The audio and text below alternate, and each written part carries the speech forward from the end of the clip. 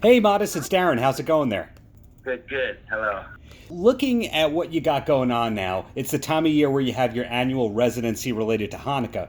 When in your career did that residency pop up? Did it start off as a joke or for a laugh, and then it turned into a real thing? No, never really a joke. The first show that I ever played that was a sold out show was in New York at the South Lawn, Brooklyn, and it was on Hanukkah. And at the time, I was studying in yeshiva, and I had gone to college with some guys that went to music business school at NYU.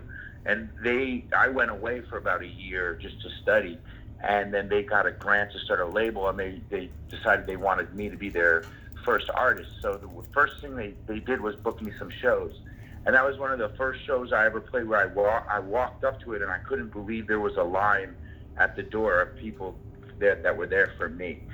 And then from that year forward, we did every year. We started the Festival of Light. We did a Hanukkah show, and sometimes we would do 3, 4, 5 shows, and we're trying to build it back up to that. Right now, the main thing that's left over from that era is the disco ball dreidel, which is the only one I know of. It's pretty amazing. But yeah, that's how it started.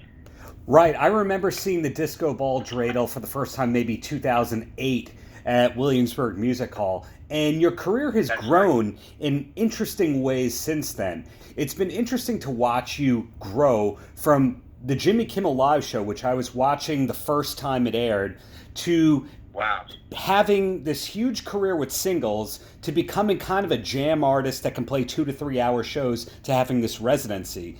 How much of where you're at now is really the plan of where you wanted to be from the start? I guess the only plan that I really had from the start was that I wanted to make music and be able to do that, in my life, regularly and as a living. So that, I guess, in that sense, that you can't really plan too much. You have certain ideas about how your career is going to go or how your life is going to go, but the main thing is just being out there and doing it and living your life. And one of the things one of the ways that your art and your business and everything shapes is based on the reality of your situation. So for me, being able to write hits and going in and like you said, I like the way you put it. Actually, like the initial statement of who I was, what I was doing, and then I had a string of some really big songs, which are great. But really, what I've been doing for the last many years is playing shows, and that's how I make a living, and that's how I continuously am making music all the time. And in the process of doing that, really what happened is this whole jam thing, which is my first love of music was Fish, and so that was my initial experience in music. And I said, if I'm going to be doing this every night on a regular basis, then I have to be doing what I love.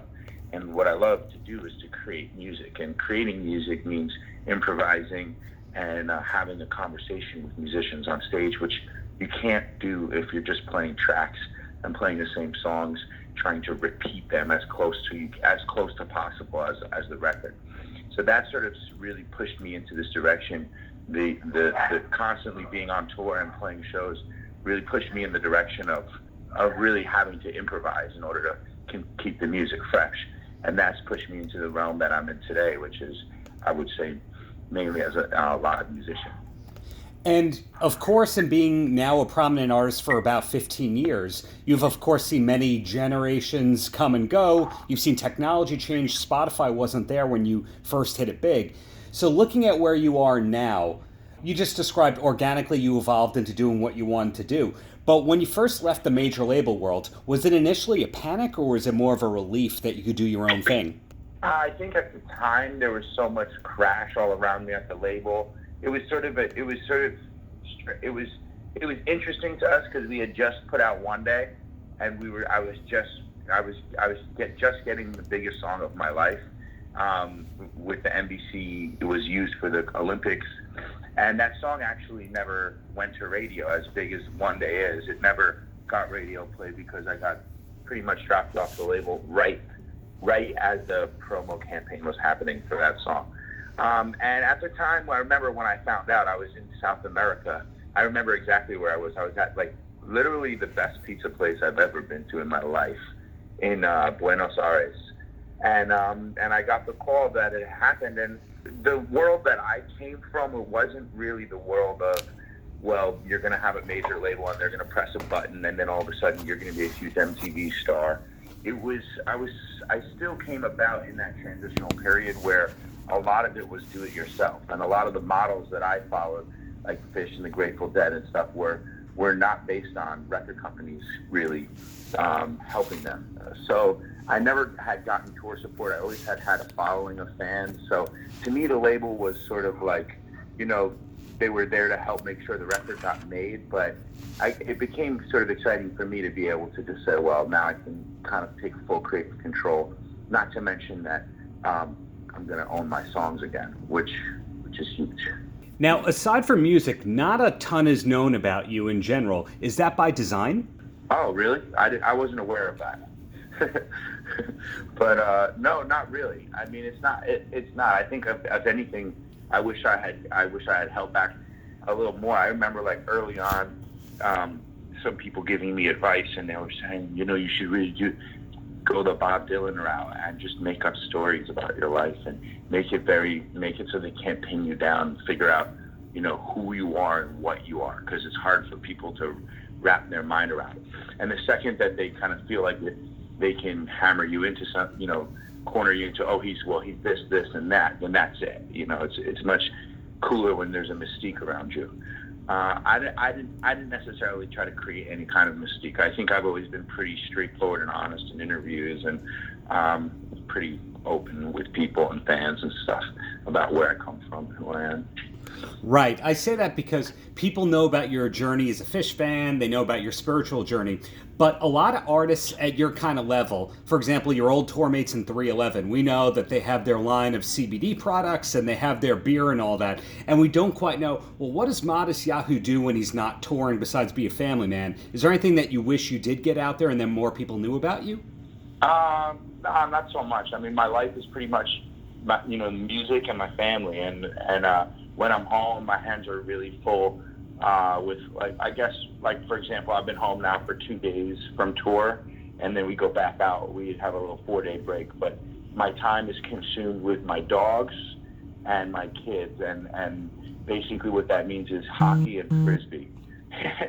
So I have a border collie, and she's super intense and needs to be played with. She's like a work dog, so many times a day. So I spend 4 to 5 times a day. I go outside with my border collie and I play frisbee, and I live on the river. It's really beautiful. So that's kind of like my sort of special time that I have is hanging out on the Hudson River, throwing the frisbee to the dog. And then when I'm not doing that, I'm driving my kids usually to hockey games. Like yesterday, where I had drove them 100-something miles to a hockey game and back. So it's pretty consuming. But I grew up playing ice hockey and love it, and so I've been able to pass that on to the boys. So at least I get to watch them do something that I enjoy. So that's pretty much it. Who's your hockey team of choice these days? Well, I used to be a Rangers fan growing up in New York, but when I moved to LA, the Kings kind of embraced me, Luke Robitaille. And I started bringing my boys to Kings games, and they became fans of the Kings. So when your kids become fans, it's hard. And then, and also because they played my songs and stuff a bunch of times at the games when I was there. They were really cool. So and they happened to have won 3 Stanley Cups in the 4 years that I was living in LA. So I kind of became a Kings fan, I have to say. Moving ahead beyond the holiday residency that you have coming up, what does 2020 look like for you? New music in 2020. That's the name of the game for Matisyahu. I am going to play a few shows here and there, but pretty much focus all of my efforts on creating a full-length album of songs that work together as a collection. Because I'll be recording, and as I have been recording, and perhaps releasing some songs as well, some live things from the road, but mainly the focus is to make an album and release it in 2020. Great. We are all looking forward to that one. So in closing, Matis, any last words for the kids? Not much. Just come out to the Hanukkah show, and the dreidel will be in full effect, and we'll light the menorah, and looking forward to it.